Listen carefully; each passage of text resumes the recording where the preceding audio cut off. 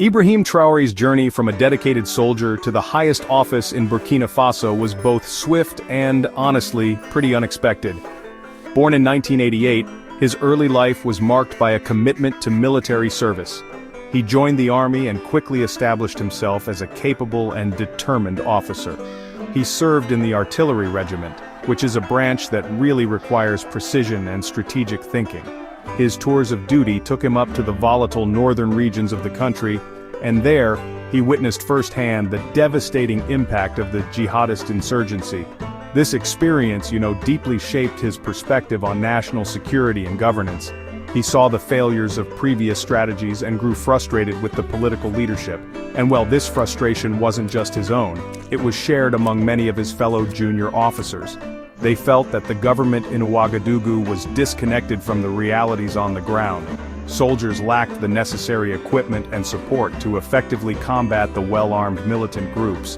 This sense of abandonment fueled a desire for radical change within the military ranks. Traore, though young, emerged as a natural leader among this discontented group. His conviction and clear-sighted view of the crisis earned him the respect of his peers. They saw him not as a politician, but as a patriot ready to take decisive action for his country. The moment of transformation arrived in September 2022. Burkina Faso was already under military rule, led by Lieutenant Colonel Paul-Henri Sandaogo Damiba, who had himself seized power in a coup just 8 months earlier. However, the security situation had not improved. In fact, it had actually worsened, with militants gaining more territory. For Traore and his comrades, this was the final straw. They believed Damiba's government was failing to deliver on its promise to secure the nation. The feeling was that another change was necessary to prevent the country from collapsing entirely. On September 30th, 2022, gunfire erupted in the capital, Ouagadougou. It was a second coup d'état within a single year. Captain Ibrahim Traore, then just 34 years old, was announced as the new leader of the patriotic movement for safeguarding and restoration. He became the world's youngest-serving president. His rise was not a quest for personal power but a response to a desperate national crisis. He promised a new approach, one that would prioritize the sovereignty and security of the Burkinabe people above all else. His ascent marked a pivotal moment, signaling a dramatic shift in the nation's political landscape. Once in power, Ibrahim Traore quickly defined his leadership with a powerful and clear ideology. He embraced a strong pan-African and anti-imperialist stance. His speeches resonated with a deep sense of African pride and a call for true sovereignty. He argued that African nations, including Burkina Faso, could no longer depend on their former colonial masters for solutions. This message found fertile ground among the country's youth. Many young people felt that decades of close ties with Western powers, particularly France, had yielded little benefit. They saw Traore as a voice for a new generation, one determined to chart its own course. A central element of Traore's foreign policy was the decisive pivot away from France. For years, France had maintained a significant military presence in Burkina Faso as part of its counter-terrorism operations in the Sahel. However, Traore's government viewed this presence as ineffective and an infringement on national sovereignty. In early 2023, he demanded the withdrawal of all French troops from Burkinabe soil.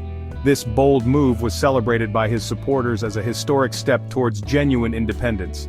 It signaled a clear break from the past and an assertion of Burkina Faso's right to manage its own security affairs. As ties with France were severed, Traore began to build new strategic partnerships. He turned his attention towards Russia, seeking deeper military and diplomatic cooperation. This shift was part of a broader trend in the Sahel region, where military governments in Mali and Niger also sought Moscow's support. For Burkina Faso, this meant access to new sources of military equipment and training for its armed forces. In May 2025, Traore's visit to Moscow further solidified this growing alliance. The new relationship was framed as a partnership between equals, free from the colonial baggage that had defined relations with France.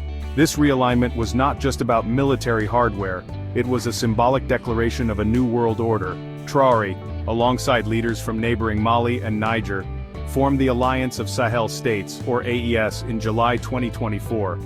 This mutual defense pact was created to collectively address the regional security crisis without Western intervention.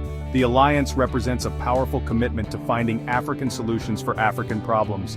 Traore's leadership within this new bloc has positioned him as a key figure in the continent's push for greater autonomy and self-determination, inspiring many who dream of a truly independent Africa. At the heart of Ibrahim Traore's presidency is an unwavering commitment to defeating the jihadist insurgency. His government has adopted an aggressive, all-out military strategy to reclaim territory from militants. This hardline approach involves large-scale operations, particularly in the northern and eastern regions where terrorist groups have been most active. The government has also launched a massive recruitment drive for volunteers for the Defense of the Homeland, or VDP, which is a civilian auxiliary force. This mobilization really reflects a national effort to place security at the top of the agenda, with the mantra, La patrie ou la mort, nous vaincrons, which means, the fatherland or death, we will win. These intensified military actions have had a profound impact on the civilian population. The war against terrorism is a brutal one, and people living in conflict zones are often caught in the crossfire. Reports have emerged of significant civilian suffering. For instance, an incident in Yatenga province in April 2023 saw soldiers conducting door-to-door raids that resulted in civilian casualties. These events highlight the immense difficulty of fighting an insurgency embedded within communities. Ordinary people face the dual threat of violence from militants and the harsh consequences of counter-terrorism operations, creating a complex and tragic humanitarian situation. In the digital sphere, President Traore has become a larger-than-life figure. His anti-imperialist rhetoric and defiant posture have made him a hero to many online. Social media is filled with posts praising him as a fearless reformer standing up to Western powers. However, this online popularity is often amplified by a wave of misinformation and fake news. His image is used to promote narratives that are not always accurate.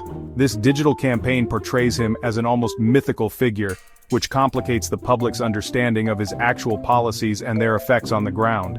One of the most notable examples of this was a sophisticated, AI-generated video that went viral in May and June of 2025. The clip falsely depicted Traore giving a powerful anti-Western speech in fluent English. The video was expertly made but was debunked by fact-checkers who pointed out its fictional origins and subtle visual flaws. Such misinformation campaigns aim to manipulate public opinion both within Burkina Faso and internationally. They create a distorted reality, making it difficult for people to separate the man from the myth and to have an honest conversation about the challenges his government faces.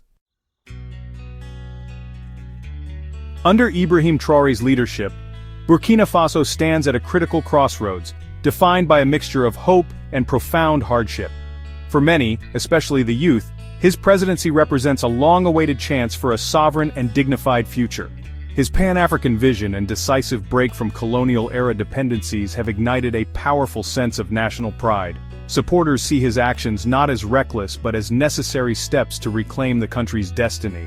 This hope is a potent force, providing a collective purpose in a nation that has endured years of instability and violence.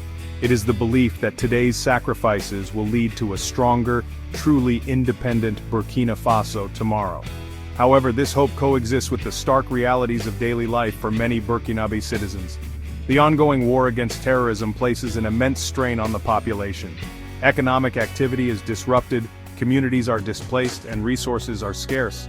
The nation's gold mines, a key source of revenue, have become magnets for desperate people seeking work, including migrants from other West African countries who are sometimes lured by scams and face exploitation. The population is caught between the misery inflicted by the conflict and their hope for a better future, making everyday existence a delicate balancing act. The challenges facing Traore's government are immense. Securing the entire country remains a monumental task.